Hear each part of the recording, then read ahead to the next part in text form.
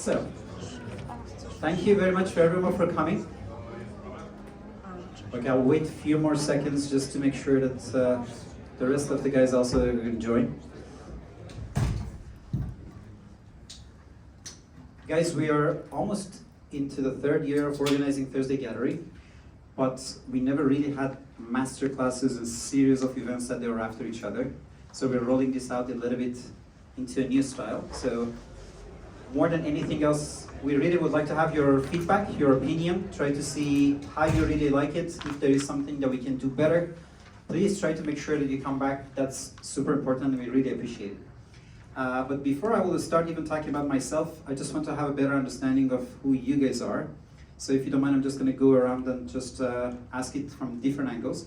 How many of you guys first time in Thursday Gathering? Wow. Nice. How many of you guys the first timer seeing or being in my sessions? Wow, nice. Okay, that's a good kind of a fresh start into that point. So my name is Ahmad. I'm the director of Startup Grind. For almost 20 years, I'm building startups. I'm around startups and corporations. Outside of that, I'm almost 12 years in Poland, something around 15 years in Europe. So it's been a while that hopefully you can say that more or less I know the ecosystem that is happening globally and locally.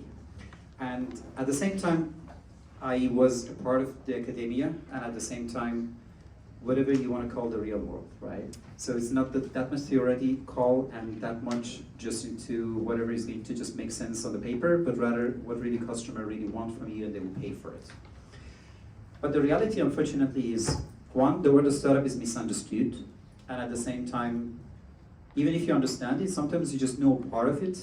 And if you really would like to build a full startup, and if you really would like to have something that really works, you have to know from A to Z.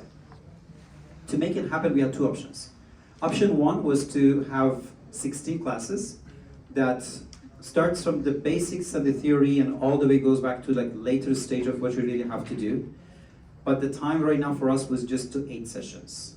So it's very important for me that you also have a good understanding, not only on what we have here, but also on what we're not going to have here, right? So I want to make sure that you guys have the right expectations to be here. We are mainly going to cover theories, meaning that if you really want to build your startup, you really understand what I say when you come up with your idea and then we go through it. Nothing just comes overnight. Some of the ideas that you feel that you really understand that how much you know it when you really put it into your own idea and you put it on a piece of paper and do everything. So to make it happen, we can do it 2 ways. One is to try to do it practical, that is outside of the masterclass. The other one is that I would record these sessions and I will send it to you guys so that you would be able to work on your own, and then I will be able to also provide you other materials. So the reason that we have this QR code at the back of the class is because if you guys scan it, then we have a separate list for you guys, and then we would be able to stay in touch. You would be able to communicate not as a participant of the Thursday Gathering, but rather this is specific class. So please make sure that if you are here, scan the QR code. I mean, everything is free, so the only thing that we're trying to do is to make sure we are going to be as connected as possible and at the same time as much on the same pace. We have a lot of people, and what I usually do is that I try to have at least a bit of understanding of who are the people that are in front of me.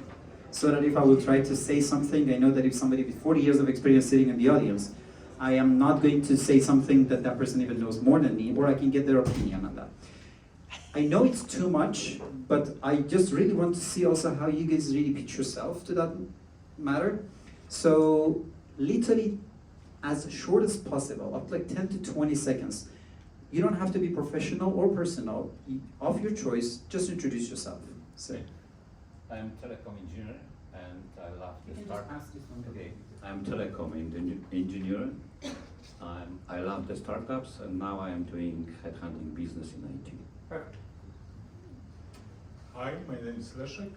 I used to be CFO in media company for 15 years, and just now trying to start up the agency for immigrants. Hey guys, I'm Vlad. I'm business development manager in a tech company. Hello, I'm Andrei. I'm currently delivery manager and trying to start my own business, my own startup. Hi everybody, my name is Vladimir. I'm HR manager and I'm interested in startup industry, so maybe one day I will create my startup. Hi, you already know me. I'm a former founder. I've been building startups for 15 years. Now I launched my online course that helps early stage startups finding product market fit. Shall we pass it like one more? Your choice. Okay, I will try.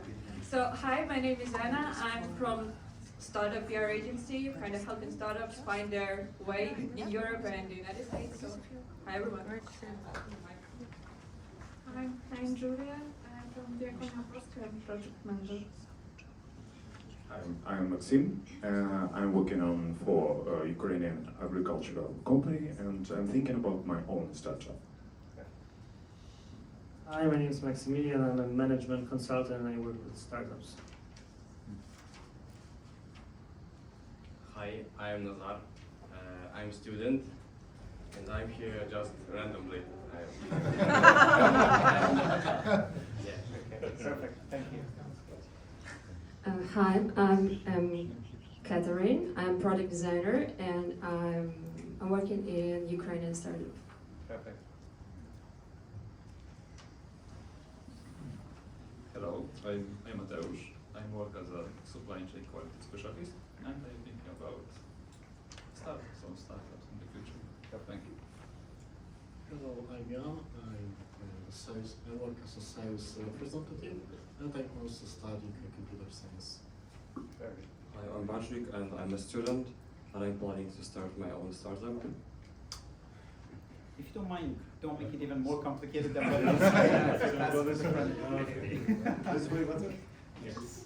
We're making a very confusing maze here. So. Hello, I'm Alexander. I'm second year student. I'm here. What do you study? Business economy. I'm here to learn more about startups. Perfect. Hello, my name is Nikita. I'm just business economics student. Hello, my name is Dennis. I'm a data scientist. I'm studying and I'm here to get new knowledge in startups. Very good. I'm Sarah. I have a PhD degree and also second major in psychology and one PhD in management. I'm working working different places and now I'm thinking about my next startup. Perfect. Thank you. Sir. Hi, I'm Warwick. I'm English. I'm sorry. I'm a director of a global real estate software company in 50 countries. Hey, I'm Konstantin. I'm a startup veteran to a certain extent. I've been playing around with startups for the past 32 years. So I'm here to share my knowledge whenever it's You're here possible. to judge me, so that is well, to a certain extent.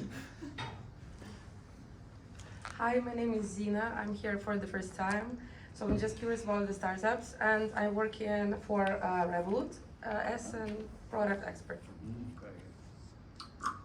Hi, my name is Monica. I'm here not the first time and I'm an artist and I'm doing improvisation and also teaching people how to do public speaking, which is also very useful for startups. Hi, my name is Krzysztof. I'm a student and I'm here to learn new things and broaden my horizons. Perfect. Hello, my name is Tamara.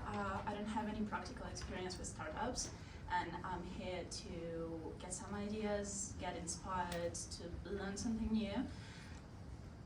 At this period of my life, I am an administrative assistant of higher leadership of the corporation that I work for. Perfect. My name is Maciek. I work as a mentor for EIT, European Institute of Technology, and also I am part-time product manager. Sorry. Hello, I'm Nika Hase. Today I polished my MVP, so I'm very glad. Well, and I want to start my startup, so that's why I'm here. Thank you. My name is Mina. I work in asset management. I used to have a startup and I did an exit. You did an exit? Yes. Okay. Hi, my name is Darius. I'm a lawyer and PhD student. Perfect. Hi, my name is Jan, and I started a laser technology startup half a year ago. Hi, my name is Adam. I'm a student, and I just want to broaden my knowledge about startups.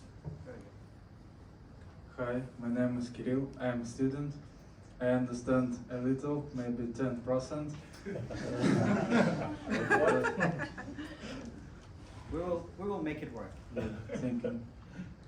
Hello, my name is Justina. I'm a software engineer on a break, and I'm trying to learn more about startups. Hi, my name is Aldona. I'm a people manager, and I'm not trying to start a startup. But I want to become a parenting doula, so I want to learn how to start something on my own. Good evening, my name is Vladimir Davidov. I'm already founder and CEO of Drone Delivery Startup. I mainly visit these events for the networking, and we're also launching our pilot drone delivery in Poland through our subsidiary. Perfect, thank you. Hi everyone, my name is Fodor. I'm a computer science student at Warsaw University of Technology, and I'm also part of a team with some more experienced guys, and right now we're trying to start our own IT company. Very good. Hi, my name is Roman. Eventually, after many years of software development, I started my company, our own company, and I've gathered great people around me. We've already started, and here I hope to find new connections to improve my knowledge, my experience, and make the world better. Hi, I'm Dennis. I do investor engagement for startups. Also, I've been doing startup scouting, and I had my own startup, but we didn't raise money, so I'm here. Hi, my name is Michael. I work as an IT business analyst in an insurance company. Perfect. Mia, do you want to? Hi, my name is Mike. I'm Venture Cafe Warsaw Ambassador Lead. I'm here to root for the Ambassador Ahmad. Thank you. Thank you, guys. So, first thing first, know your customer, right? So, at least I have a better understanding of who are the people that they are here, so hopefully I will be able to adjust it. I heard a lot of students, that's really good. Some people that they want to start something, some people that they exited. So, to an extent, at some point, hopefully we can come back to some parts and then share your own personal experience because it really helps. There are different ways you can make your start. One of the easiest way is from the idea all the way to having, you mentioned MVP and polishing it. MVP can have different meanings. But into a most minimum viable product, it would be a way that you would be able to start within 3 days and execute it. Well, yes. later on, when I said it, I realized, oh no, it's not MVP. I just finished my prototype. So. Yeah, so trust me, definitions are whole different topics that we can go back to that. But I just wanted to say that Techstars have this program that is starting on Friday, just with an idea. You would be able to bring your idea in front of other people, and then find a small team for yourself, and then work on your idea through the whole Saturday and the beginning of Sunday. And by Sunday evening, you will pitch it properly in front of investors. It's called the Startup Weekend. It's by Techstars. And we even have something better than just give you a name. And that is the fact that at the end of the course, I will ask one question, and you guys have a pen and paper for 2 reasons. One is that I would like to have that somewhere at the bottom of that piece of paper. Second is that if you have a question, please write your question there, because I really want to make sure that I will follow the path that I have, and then we will be able to have your question at the right time. So if you would be able to answer that, that lady is sitting in the corner is going to be kind enough to give one of you a free ticket, and trust me, it's not very cheap. So that might be also another motivation for you to be a little bit more engaged. 2 hours is too much to start here and then don't let you go out. To make it happen, we're going to talk till 7, and then after that, we're going to have a 15-minute break. But I will make it harder for myself, because that 15-minute break is 1, optional, 2, it's a Q&A time. Meaning that if you would like to go outside, fresh yourself, get a glass of water, or you can just be here and then ask your questions from me and I will be able to help you and answer that. Also, 5 to 10 minutes at the end of it, based on how fast we move forward, then I will be able to also try to have more answers and questions, right? So at 7 o'clock, we're gonna have a small recess. You will be able to go out and then come back. So I will give you a very brief understanding of what you really have to see during the whole courses. The first one is the part 1 of the masterclass, and the first one is the first part of the first part, right? So we're going to talk about the understanding of the startup ecosystem altogether. Because if you really want to understand properly what you really have to have as a startup, you also have to know if you are a part of a startup or not. How many of you guys are students? If you don't mind, you in the front, do you think you're a part of a startup ecosystem? I don't think so. That's where we are going to find out, right? So that's the point, because when we don't really know the boundaries of who is a part of the startup ecosystem or not, we might even ignore a part of the society that might be the core of what we really need in order to be successful. I intentionally put the first course and the second course very similar to each other, because this is the benchmark for me. I just want to see how fast you guys want me to go with the theories. I just want to see how many of you guys really want to engage with the questions and answers and be a little bit more in depth. And because of that, to an extent, the amount of the information that we're going to absorb in both classes is kind of flexible with both, so that we will be able to cover it. But on the second class, we're going to way more focus on how to build this ecosystem and make it stronger, while at the first one, it was more about understanding every single elements of the ecosystem. On the third one, we're going to talk about the source of funding for startups. A lot of people feel that the startup is just create anything, can be a prototype, can be an MVP, and then go outside, find a venture capitalist, and invest in the idea. We're going to go further. We're going to have different ways that you can try to make that money, and at the same time, we can also talk about what is really needed to go and talk to those sources of money. On the next one, as you can see, every 2 classes, they have a lot in common, so that we will be able to make sure we're not artificially closing something and starting the other one, but rather 4 hours would be the course. So on the second part, we're going to way more focus on the papers. Because if you would like to sit in front of an investor, you need to be ready for investor. If an investor comes to you and says, where do you want to make your money? And you said that, give me the money and I will figure out, you might not see that investor before or after, right? So the other way around, you are just saying that I know how to make my own money, but then at the same time, when they ask you a specific question, you don't have the materials ready. Either this is something about the intellectual property of who is the owner of the company, what would happen if. So there are lots of different ways that you have to prepare yourself if you really would like to look professional. To a good extent, this helps you a lot. You have a basic understanding of all the elements that are needed for startups. Also, hopefully you will be able to get the money, and money opens up all the doors for you if you have the right investor and the right structure.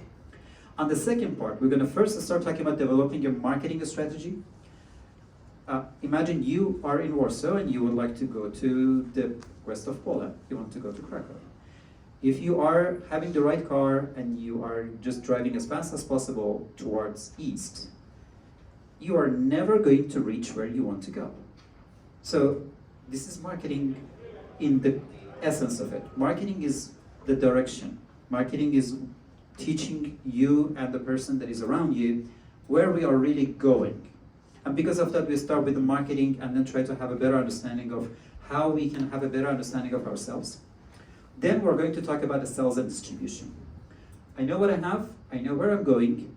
Would you like to buy my microphone? Would you like to buy my experience? Would you like to buy my course? Might sound the same, but even the proper definition of what we're doing is going to make a big difference. On the third one, scaling and growth strategy. Warwick knows international companies, you are successful in one country, and then you try to just get the whole market. And then all of a sudden you see after 30% of the market, nobody wants to work with you. So growth is a whole different story than just starting to be in a market. So the moment that 1,000 people are using your product, you're super happy, but the moment you want to scale it up, you really feel that you are hitting a ceiling and there is no way for you just to go to the next level. This is what we're going to discuss. And on the last one, we're going to talk about internationalization and global expansion. A lot of companies die when they would like to do international expansion. You can have a very good example of, for example, Starbucks. Starbucks very rapidly went to Australia. They did not know that Australians have a different culture of coffee. They love their local coffee shops, and because of that, they did not really want to even have that. Billions of dollars in loss, and nothing happened. So internationalization and going global is not the same as the growth. It might, again, overlap. And as you can see, every two courses has a lot in common, and because of that, we can, to a good extent, separate them, while we can also somehow borrow from one and go to the other one. I wish I had more time to make it a little bit more back and forth, because a lot of ideas that unfortunately people have around startups, it's not scientifically correct. Unfortunately, we are becoming more or less a microwave nation. Like, you put the soup in a microwave, and then 30 seconds later, you're super angry. Why the soup is not warm? Like, I don't have time. And then you press it another 30 seconds, and I was like, I'm gonna destroy this. Because I spent 1 minute. And then like 3 generations before, you would go to the jungle, just get some logs, and just, I was like, how am I gonna get fire? And then 4 hours later, and I was like, guys, we have fire. And then I was like, how is the soup? And I was like, hold your horses, right? What is a startup? We don't know. You go to YouTube, you watch a 30 seconds video on YouTube, and then after I was like, you know what? Now I know what to do. Not like beginning, no, I know everything. All you need to know about startups in 5 minutes, right? I'm sure if you go to YouTube, there's definitely a YouTube video with the exact same title. In 1976, and please read it exactly, the unfashionable business of investing in startups in electronic data processing fields. So back in early 70s, late 70s, the word startup was just trying to find itself in the lexicon of everybody's vocabulary. Don't forget that the word start-up is not a startup. You can have a lot of startups. There is something and is in the process of starting up, that's a startup. We're talking about a startup as a word. And then we go through it and then try to have a better understanding of what it is. If you really want to understand the trend, if you really want to understand, is the AI is the next thing that is going to happen? Is I don't know, like a blockchain is the next big thing that is going to happen? Is mental health is the next big thing that is going to happen? Based on whatever you think it is, one of the easiest ways to figure that out is going through the websites that to a good extent help you with indexing. One of the problems that I had in order to show you the trends was the date that I wanted to show you did not have internet. But I have another very good tool. So if you go to Google, they have a very interesting application that is called Ngrams. And Ngrams count the number of the time that one word is being used in a book, and then show you the graph of how much that name was being mentioned in a book. So as you can see, this is from 1900 till the day, and shows the trends of one venture capital. I intentionally put it just to show you a benchmark of a very conventional source that people, when they have an idea, they would like to go there and fund it, versus the startup. As you can see, venture capital was way before even the startups become a thing. And later, you can see a surge, especially after the computers really were invented, so that people wanted to start up things. So just to be clear, a lot of these words were borrowed from other industries and then later came back to more technology companies. And because of that, we can also talk about it a bit later. And that is why you can see even from like 1940, we have very small incidents of people calling what they are doing startup. However, everything spiked up around late 70s, as I mentioned to you. And this is a beautiful part of that. As you can see, when internet happened, the chart went down. The chart did not went down because we had less mention of these words. The chart went down because this is in a printed books. It means when the internet came, we even had a search, but then those terms went from books to the online world. So that's where the shift happened. And then everything went crazy up to the dot-com bubble, and for a very long time, like crypto is to the moon and crypto is dead. Whatever you see guys right now, it's back in the early 2000s with the dot-com bubble. It's dead, like it's not gonna happen, and you know where we are right now. We're gonna be very traditional. We're gonna go literally with a dictionary, because a lot of you guys, hopefully you're not going to just say the same thing, but it is a common thing. The people, when they say, what is a startup? Then I was like, let me open up a dictionary and then try to tell you exactly what a startup is. According to Oxford Dictionary, literally, startup is a business enterprise that is in the process of starting up. And that confuses a lot of people. Why? Because you see Facebook and they say that we're a startup. Just to give you a little bit of more of a taste of making it a bit more sympathetic with all of those things, we are in the room called garage. Because most of the major people that they have famous startups, they made their first ideas in a garage. So we put the name of this place garage because this is where we really want to make new ideas happen. However, how can you say Facebook, a company that has billions of users, still is a startup? So something is wrong, at least with the dictionary definition of that. Also, a lot of people say that whatever you want to do, if it's a low bootstrap cost company, it's a startup. Or they say it's a tech-based company. Like a lot of you guys say that I work in a fintech, I'm a startupper. I work in a finance, I'm not a startupper. So a lot of people feel if there is a business that is tech-related, then they are startuppers. Some people say it has to be web-based. If you really know the real name of a lot of companies, like that was Amazon.com. So especially in the beginning, anybody who wanted to do a startup, they make sure that they have a .com company, right? So they were thinking that if you want to have a startup, you should be web-based. So you cannot have a startup and make furnitures. You cannot have a startup and make drones that does not even have a website. So that's another idea. And democratization, Revolut. We would like to make unbanks banks, give banks to unbanks, right? We would like to democratize the usage of X, Y, and Z. So democratization, you can hear it a lot when you're talking to a lot of startups. But again, is this the definition of that? Not really. Not to go too much into detail, but you guys hear the word bootstrap and booting all the time. It is confusing. You can take it as it is, but this is the real definition. Bootstrap is what you have in the back of your boot. You have two ways to put it on. Either you need an external tool to be able to help you just to put it on, or you have this strap in the back, and that is how you would be able to put your boots on, right? So bootstrapping, it's not a complicated thing. So when you boot your computer, when you're rebooting something, it always goes back to this metaphor.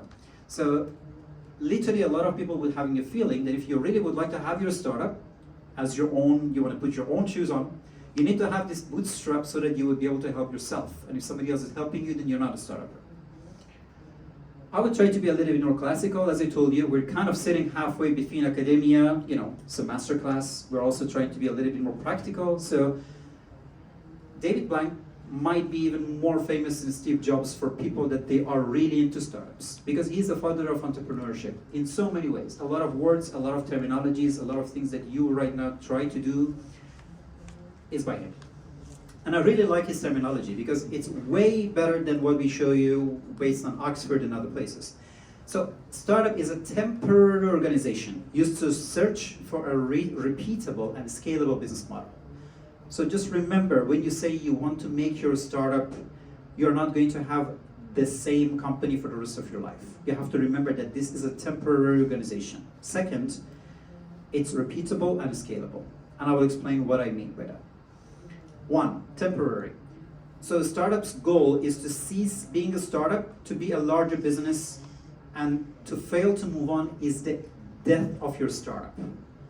That is why most startups become organizations as the time passes.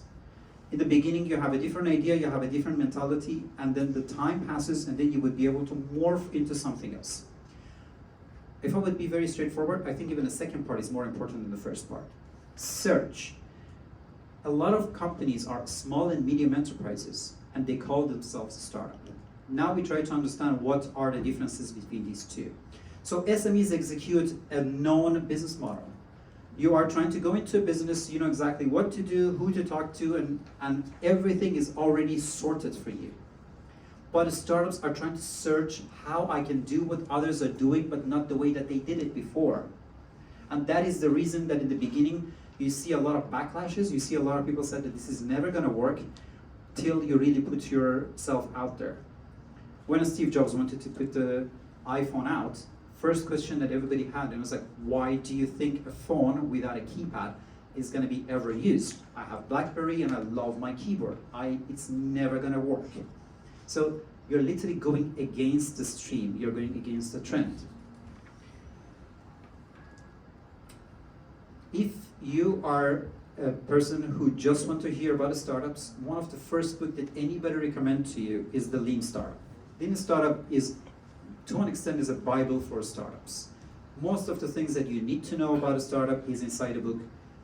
Of course, just to be clear, Eric wrote a new book that is way more detailed than the Lean Startup, but still, everybody that is in a startup, they have a copy of the Lean Startup somewhere in their library, because that is the way that they just say that I'm a classical startup, right? I'm not a person, as I joked, like with 5 minutes of YouTube video, I try to make my startup. I know a little bit of what I'm doing. So his definition is that a startup is a human institution designed to deliver a new product or a service under the condition of extreme uncertainty. Second issue, you meet your investor and say, where do you see yourself in 5 years? And now imagine, there's COVID is happening, Trump is going to be the president, there's going to be a war on the East Coast, there's going to be a war in Europe. I mean, I don't want to break it to you, but, well, read the news, there is a war. You don't even know yourself in 2 days, yet they have to somehow you have to come up with an idea for 5 years, right? Why do they say that? It's just because they want to know, are you prepared? Because you are going to embark on a journey that is in an ecosystem. So imagine, 10 years ago and 100 years ago, situations are totally different. We cannot, I'm going to ask you a random question. How many of you knows how old Amazon is, or the year that it was established? 84. No, don't say that, just raise your hand because I just want to say it. Okay, I'm just guessing, 20 years? 20 years, so it's been 2004. Somebody else? 94? 1994. Anybody else? 1990. So, yes, very close. Just to be clear, it's a very funny thing because 1994 was the first time that Jeff Bezos started to interview in the national TV about Amazon. So I'm not sure how much that goes back to, what we have as 1994. It doesn't matter. It's 30 years, right? Or you go back to Google. You go back to Facebook. None of them is that old. But when you really think about it, when you don't know something, you Google it. But if you're more than 30 years old, if you're more than 20-something years old, none of those things was a reality, right? So we are living in a world that what it was the best thing and what it was something that you always know what to do, we don't even know that it exists. So if you want to build a startup, you have to build a startup for that environment. You cannot say, I'm Chevron, I have a company, and this is for me, myself, my grandson's son, because they're always going to be in the same business. I love this guy. Dave is a visionary. He built God knows how many startups. He is a director and the founder of the 500 Startups. And the way he talks the talk. Like, it's the real deal. This is my favorite definition of a startup. Startup is a company that is confused about what the product is, who the customers are, and how to make money. Remember that, and anybody says that I have a startup, then I was like, oh yes, you do have a startup. So I am trying to just somehow try to show you that there is no one way to define things here. People have different definitions, but trust me, these definitions does matter. Now we go back to the second part, because we say we're going to talk about startup ecosystem. So we talked about the startup part, now we're going to talk about the ecosystem. Unfortunately, we have a big issue. We think when we push two things next to each other, it's an ecosystem. Whenever you see the reports about a startup ecosystem, they say that 1, 2, 3, 4, 5, 6 startups, 1, 2, 3, 4 VCs, so this is our ecosystem. And then I was like, Andrzej, would you like to go and talk to Leszek? And I was like, no. I was like, why? Is that because I don't like his startup? So this is not an ecosystem. If you are a son, and he says, can you please shine in Poland? Then I was like, I'm super busy on South America. So for the time being, I'm just gonna maybe 8 hours per month, so I'm just gonna shine in Poland. Like, I mean, that was a bit practical. but an ecosystem is in touch with each other. An ecosystem is not a discontinued pieces that you are pushing next to each other. So to be honest, at this level, I went out of technology. I'm into biology. I am trying to tell you really the definition of what really an ecosystem is, so that when we are trying to build an ecosystem, we're not going to build an artificial ecosystem. Just to be clear, guys, I did not make this with ChatGPT, nor this is a copy-paste of anybody else's. I tried to aggregate all of these things based on my own experience. In the Startup Grind, we are in more than 125 countries, so we try to build the best of each ecosystem. Even when we tried to put stuff here at CIC, the Cambridge Innovation Center, we didn't want to make it co-working space. We're all just about creating meaningful connections. That is ecosystem, meaning that scan the QR code so that later I will come back to you and I connect with you. You send me a feedback, I give you the content, we build something together. Ecosystem building. So we're just going to go into deep part of what it means. An ecosystem is a system in which environments and their organisms form through interactions. So 3 things: the environment, the organisms, and the interactions. Even this event, even this course is a part of the ecosystem. If you guys are a part of the startups, and if that system, if this location was not there, as it was back in 2012 when I was trying to organize my events, I either have to pay upfront to some beer places and coffee shops so that they would be able to give me their place. And then we were talking about the startups, and then somebody wanted to organize a party next to us. It was complicated. So even the place that we are, the environment has a huge impact. And also you need people to be able to share the knowledge, make sure that you guys get to know each other, make sure that the people that they have to know you get to know you. Third, the interactions. You also have to know who has to contact with what, and also try to make it as best as possible, as good as possible. Second part, so the bionic and abionic components are linked together through the nutrition cycle and the energy flow. Some parts of the startup ecosystem are alive, some of them are dead. You have some pieces of the startup ecosystem. If you have a startup, but the law would not allow you to do your investment, if you would like to build real story, you have a system that Elon Musk built, and he wants to make the traveling super fast. So how many of you knows the name of this idea? Yes? Hyperloop. Hyperloop, perfect. Hyperloop is as fast as an airplane, but it looks like a train. The reason that it's not moving forward is not that the ecosystem doesn't allow it, is not that people don't like it. Legislation still is not in the place to make it happen, because there is no regulation for airplanes on the ground. So it's not underground. Hyperloop is above the ground. There's another one underground. You're talking about the Boring Company. They are not the same. So Boring Company is a whole different thing, because that's a vacuum thing. Just to be clear, because he made it open source, so there are 2 programs. One of them is by Virgin, and the other one is Elon put his own money. The one that is by Virgin, the biggest company, biggest startup that they managed to win the competition to start making it is a Polish startup. Different story, just to go there. But I just wanted to show you that even a law sometimes can stop the whole ecosystem to be able to interact with each other. So some of the elements are alive, some of them are bionic, and some of them are abionic. You don't always have to say that every single piece of the startup ecosystem is, a people or even organizations. Some of them, they are just bits and pieces that they help everything just to somehow be connected. Also, they are literally doing the nutrition. They feed each other. The startup is what the VC needs, the VC is what the startup needs, the law firms, ecosystem builders, co-workers, and everybody else around it. Second part, that is as important as the first part, ecosystems are dynamic entities subject to periodic disturbance, and they're always in the process of recovery.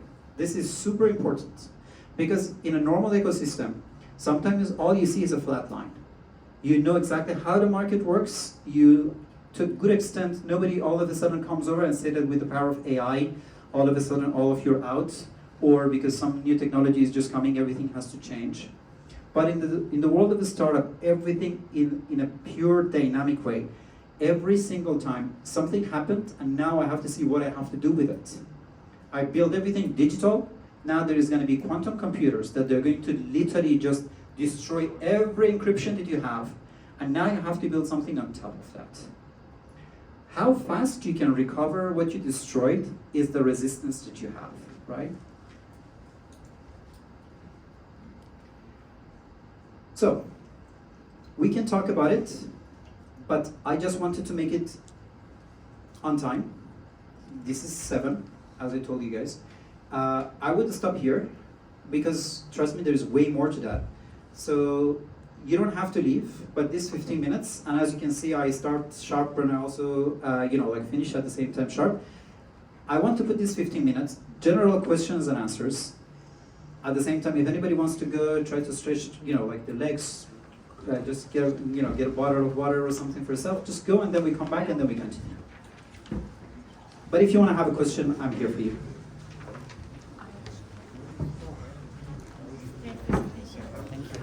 Yes.